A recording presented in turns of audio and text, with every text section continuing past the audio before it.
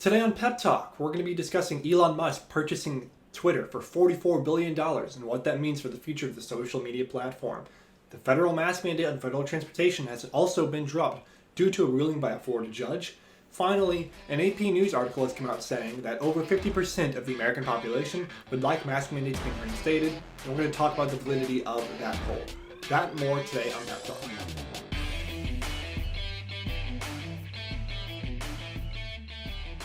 Hello everybody and welcome back to Pep Talk. So, Elon Musk has just purchased Twitter for $44 billion. Now, he had been talking about this idea a couple weeks ago saying, do you guys think that Twitter is upholding their goal of being a free speech platform, essentially? Something along those lines. And a majority of his followers voted no on his Twitter poll. And after that, he effectively bought almost 10% of Twitter stocks, becoming the largest shareholder in the company.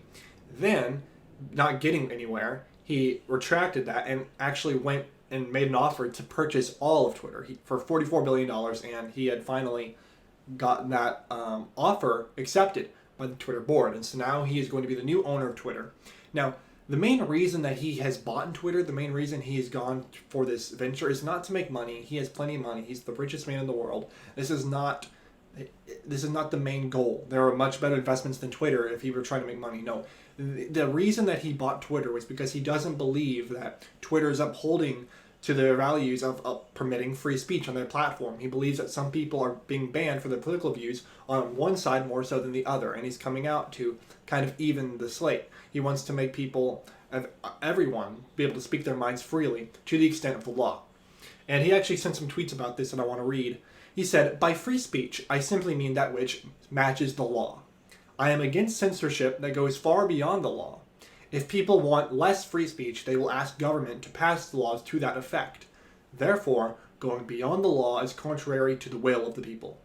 And he's exactly right. So essentially all he's doing when he's going to be now as the owner of Twitter, he's going to be lifting these kind of bans and these censorship type rules and allowing more people to speak their minds, that at least to the extent of the law when it comes to freedom of speech.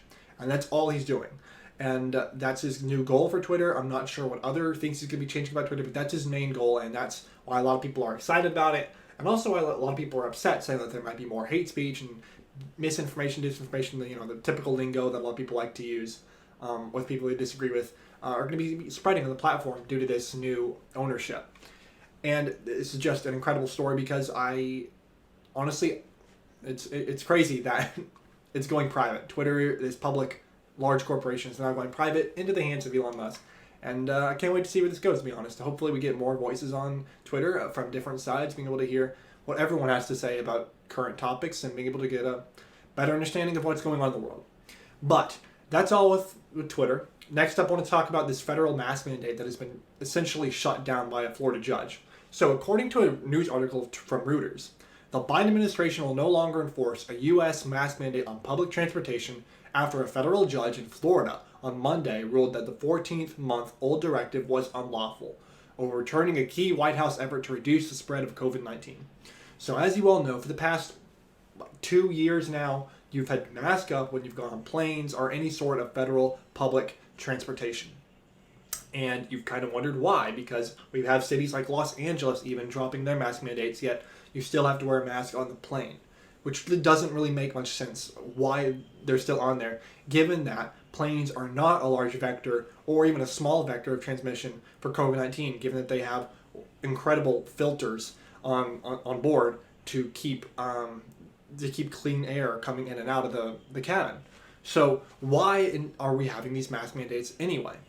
That's what this judge was actually asking herself. And the judge, Catherine Kimball Mizell, she said that the U.S. Center of Disease and Control, the CDC, had exceeded its authority with the mandate and had not sought public opinion, and it did not adequately explain its decisions. And because of that, she was able to shut down their ability to keep this mask mandate in place.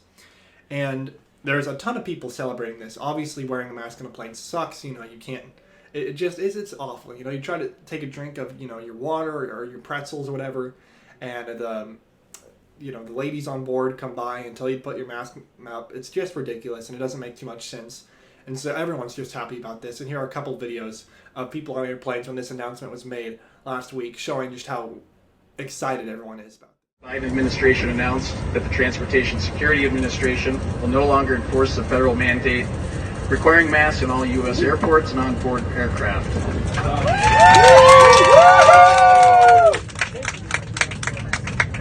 Finally! Effective immediately, masks are optional for all airport employees, crew members, and customers inside U.S. airports and on-board aircraft. April 18th, the Biden administration.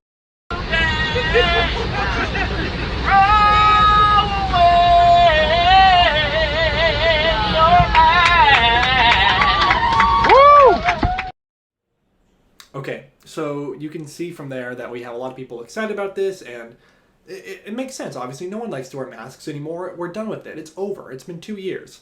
But according to a poll conducted by the Associated Press, 56% of those surveyed favor requiring people on planes, trains, and public transportation to wear masks, compared with 24% who are opposed and 20% who say they are neither in favor nor opposed. Now that's really weird, given that we have all these videos of people on planes celebrating, these flight attendants celebrating and singing about it. It's really interesting to hear that, over 50%, 56% to be precise, of those surveyed by this AP poll are actually in favor of a mask mandate. Really? That just doesn't seem to add up to me. But, it's an AP News poll. They're pretty unbiased, so maybe I'm wrong. I'll take it at their word. But hey, what's this? Philadelphia to end their indoor mask mandate amid a blowback just days after it went into effect? Well, according to AP News, the same news site we just cited for the poll, quote, Philadelphia had become the first major U.S. city to reinstate its indoor mask mandate, but faced fierce blowback as well as a legal effort to get the mandate thrown out. So, how can a city as blue as Philadelphia reinstate their mask mandate and just take it down days after they reinstated it due to fierce blowback by its own citizens? That just tells me that maybe this poll by AP is not right. There is no way that over half of Americans want mask mandates, especially given the fact that a city like Philadelphia, as blue as it is, received so much backlash that they had to take down their mask mandate just days after reinstating it. It just doesn't make sense. Now, what I think this poll kind of reflects is, it only surveyed about 1,000 people, so I don't really think that's enough people to get a good grasp of public opinion, to be honest, but I'm not a pollster. But I also think that a lot of people are probably just saying that they want mask mandates to look good in the public eye, because, people who say they don't want to wear a mask are kind of put down condescendingly. People are saying, they're anti-vaxxers, or they're, unintelligent people who want people to die, and they're dumb, essentially, and people don't want to be seen that way, so they're just going to say, mask mandates are fine, I don't have to wear one, so as long as, I say that I do, at least I'll look good. So that's kind of my idea of why I think that maybe those numbers are so high, but also I don't know who they interviewed for this poll, so it could also be just a sample size problem or a sample problem in general, but regardless, the poll doesn't really make sense, given that no one wants these mask mandates here anymore. No one believes this poll. But what really matters is not the poll, but the fact that this mask mandate has been essentially ended due to this Florida judge ruling, which is incredible because now we can all go on planes without having to worry about wearing a mask anymore. And if you do want to wear a mask, then you perfectly are able to, but you're no longer forced to, which is what matters, because there is no need for you to be forced to wear a mask at this point. Now that we're 2 years from the pandemic starting and everyone has the ability to get the vaccine. You've heard me talk about COVID before in this podcast, so I'm not going to get into it again, but it simply makes sense to finally have this dropped. So it's a wonderful time we're living in right now. We have a lot of current events going on and whatnot, and that's all I've got for you today. But, kind of on a personal update, I just want to apologize for kind of the later dates between uploads. I've been extremely busy with my life recently. But now that it's summertime and I've got a bit more time on my plate, I'm going to be trying to really work on this podcast. If you even enjoy watching it, and if you do, thank you so much for your support. But I'm going to really try my best to kind of figure out how to make it a bit better each and every time I do it. So thank you for standing with me and for watching these videos. Even if you've already heard all this stuff before, just watching it and showing your support is really, really appreciated. And I really hope to be somewhere later in life with better content for you all, and a place that I can really help as many people as I possibly can with this podcast and sharing news and information that you may not be able to get because of your busy days and not being able to, research and look at the news and whatnot. But regardless, thank you again so much for watching, and I will see you all next week on Pep Talk. Also, before I go, last thing, I have a TikTok. I don't use the app TikTok myself, but I do put my own little clips on there in order to spread kind of the news a bit easier that way, because I know a lot of kids like to use the app. So if you have a TikTok, you can just look up Real Pep Talk, and you can follow me on there. And I upload every so often on there as well, and it's really cool. So if you want to listen to that, there you go. But yeah, thank you again so much for watching, and I hope to see you all very soon with